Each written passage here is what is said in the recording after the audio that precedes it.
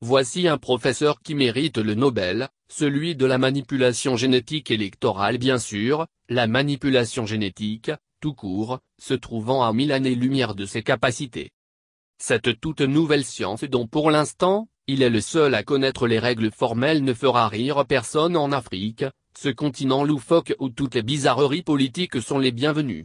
Évidemment, quand le titre de président se double de celui de professeur, aucune théorie scientifique n'est de trop. En Union soviétique, Mitchourine et Lysenko avaient déjà soumis les lois de la génétique à celles de l'idéologie. Notre professeur à nous, est bien plus pragmatique, pour ne pas dire plus opportuniste. C'est à ses propres intérêts électoraux qu'il assujettit les lois de Mendel. Chez nous, c'est cela un vrai chef, un homme auquel tout doit obéir, les hommes, les plantes, les pluies, les vents, les volcans et les astres. C'est pour cela qu'aucun titre n'est assez long pour exprimer l'omnipotence de ces femmes en charge de nos vies et de nos morts, surtout. Sidérant. Voilà ce qu'on apprend en consultant les résultats du recensement de la population guinéenne de 2019 et les fichiers électoraux de 2019 et 2020. La fécondité des femmes guinéennes est directement proportionnelle aux intérêts électoraux du sieur Condé. Selon nos recenseurs, la population de Kankan est 2 fois supérieure à celle de Conakry. Il n'y a donc pas de mystère si le RPG remporte toutes les élections qui se présentent.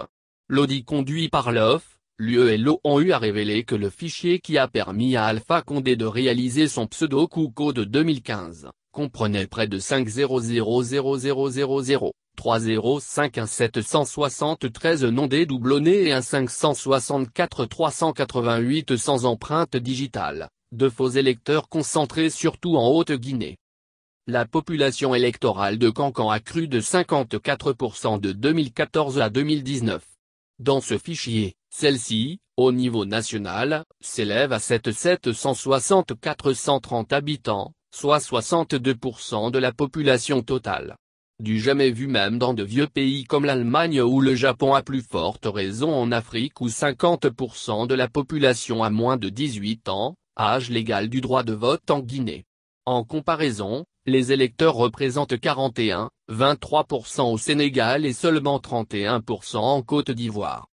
Certaines communes du pays ont vu leur population électorale doubler en 4 ans, Quintignan, Siguiri, 118,34%, Doko, Siguiri, 112,30%, Dialakoro, Mandiana, 100,20%, Kondianakoro, Mandiana, 97,68%, Madina Vora, Mali, 97,37% et Mandiana Centre, 94,81%.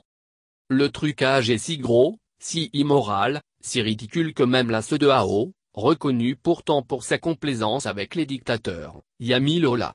Il paraît avec ces gens-là, impossible d'avoir confiance. Moins qu'on y a apporté quelques retouches et que le nouveau fichier serait le bon. N'empêche que les femmes de Haute-Guinée et de Basse-Guinée accouchent toujours de plus bien d'électeurs que leurs sœurs des autres régions. Haute-Guinée, 39%, Basse-Guinée, 32%, Moyenne-Guinée et Guinée forestière, 14%, chacune. Mon Dieu! Ces gens-là savent-ils seulement ce que ça veut dire, la honte? Comme par hasard, Kankan détient, elle seule, le 5e de l'électorat national. Et tenez-vous bien, à Mandiana, la population en âge de voter a bondi de 142% en 5 ans. L'effet du Viagra électoral, sans doute.